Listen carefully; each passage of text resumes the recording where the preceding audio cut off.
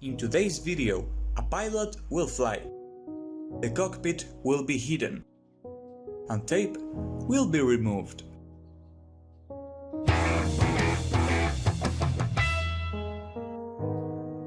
Welcome to another video. We'll start by a quick box review. We have a well-explained instruction manual with very detailed illustrations. This kit is a 1984 monogram tooling featuring a 2017 Revell box. It has raised panel details and 2 decal options. Also 66 parts to make an adequate representation of this amazing bird. Now let's continue to the build.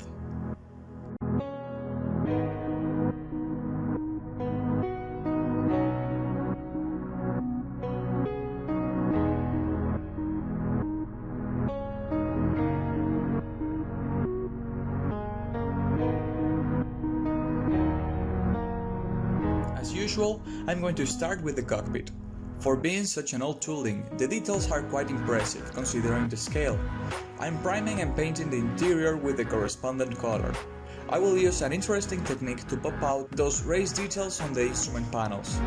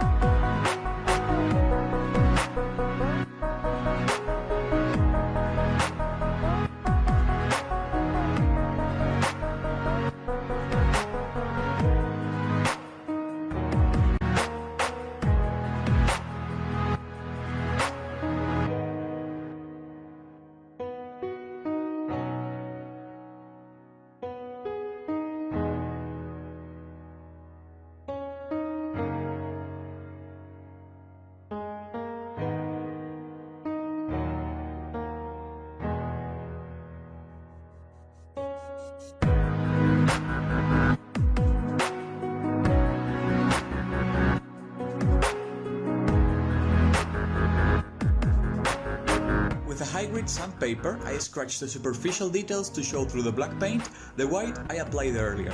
At this scale gives a really good result without a lot of effort. It's super easy and super effective.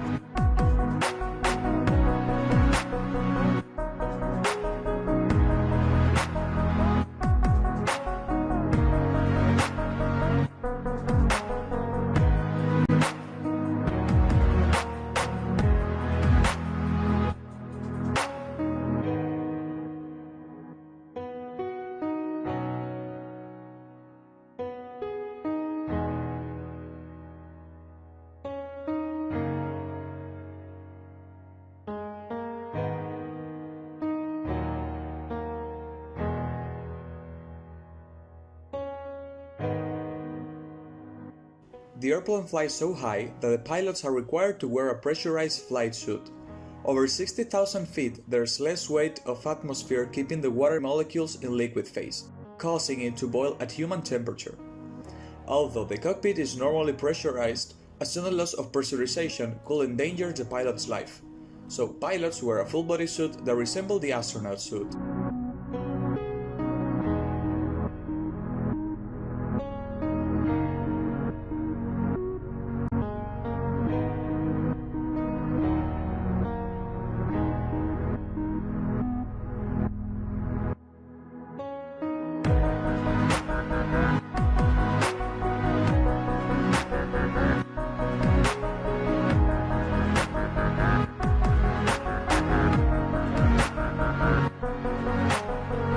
The clear gloss coat with a brush because I was lazy and it was such a small surface.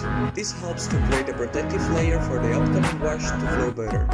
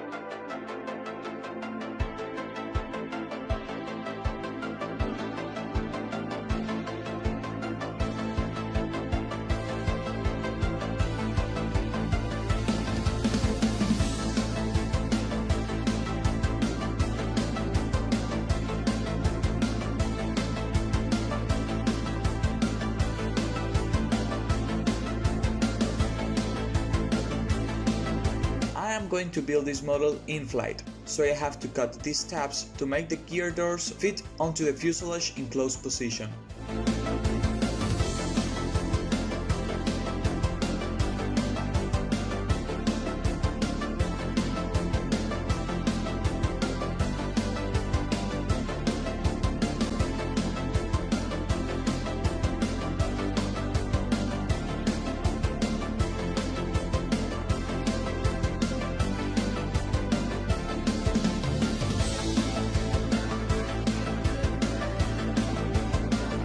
To make the aircraft fit on a stand, I am using a 1/4-inch acrylic rod.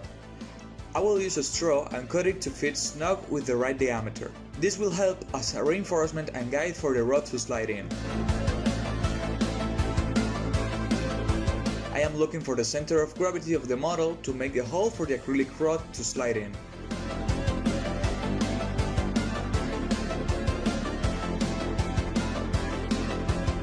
I will use 5-minute epoxy. Mix it well, fit the straw, and cover the outside with the resin glue.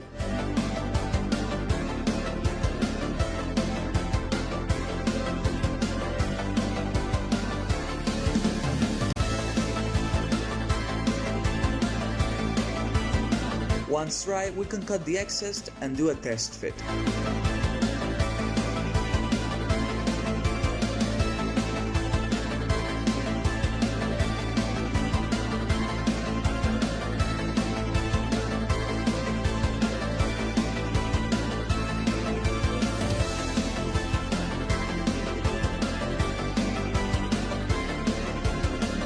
The kit falls together quite nicely, but requires some putty to fill a gap on the underside edges where the two fuselage halves meet. For this task, I'm using an automotive lacquer putty. It's easy to sand and makes a strong bond with plastic, similar to your regular Tamiya grade putty.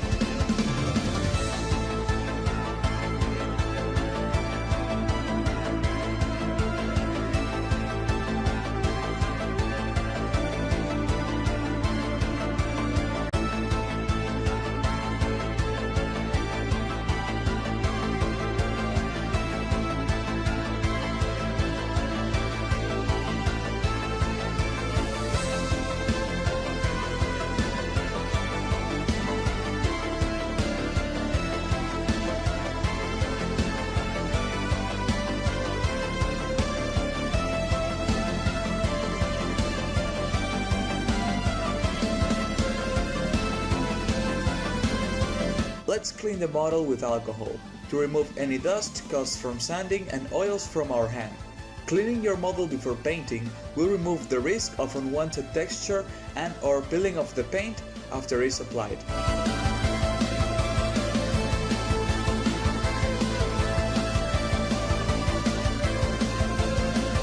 I am using a gray primer to look for imperfections and help the adherence of the paint over the plastic. Now that everything looks fine, I apply an overall coat of flat black paint over the fuselage.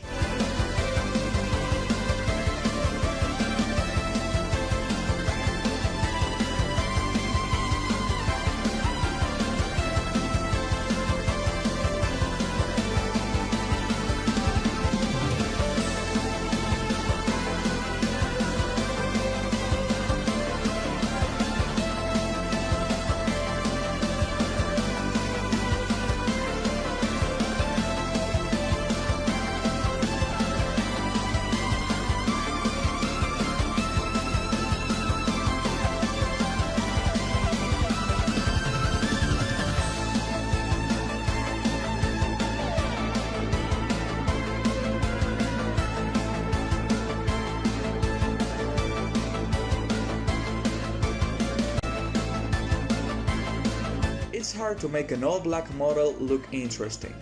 That's why I started to highlight some panels looking at references to break the boring black fuselage.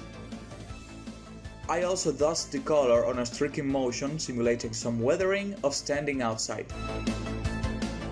The effect looks very exaggerated now, but we'll tone it down later with a mist of flat black to unify.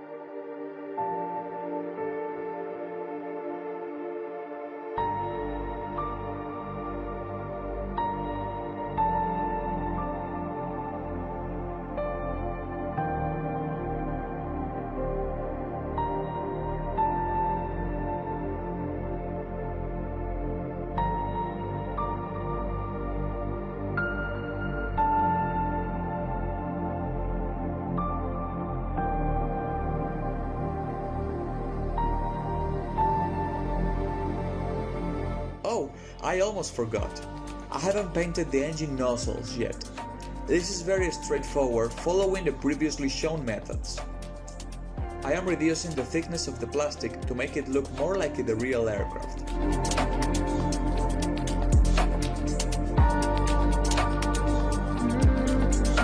And with a custom-made wash, I simulate the grime inside the nozzles.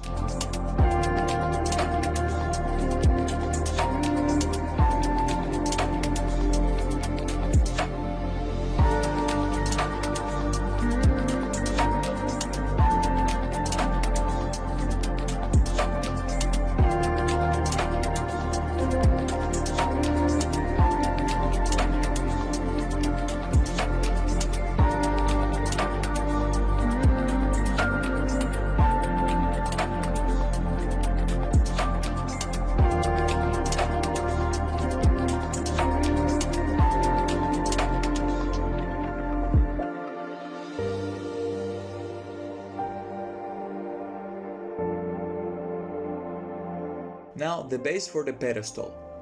I used some scrap MDF wood I got for cheap. It's big enough to hold the weight of the model. I cleaned the sidewalls with white acrylic putty to smooth them.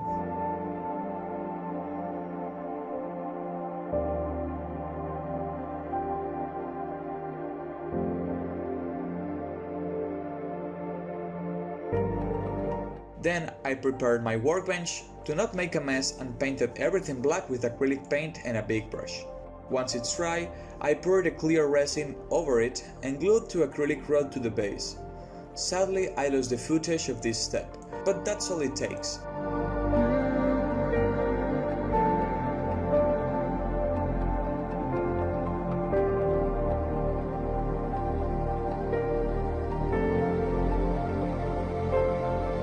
The SR-71 is finished. Enjoy the pictures!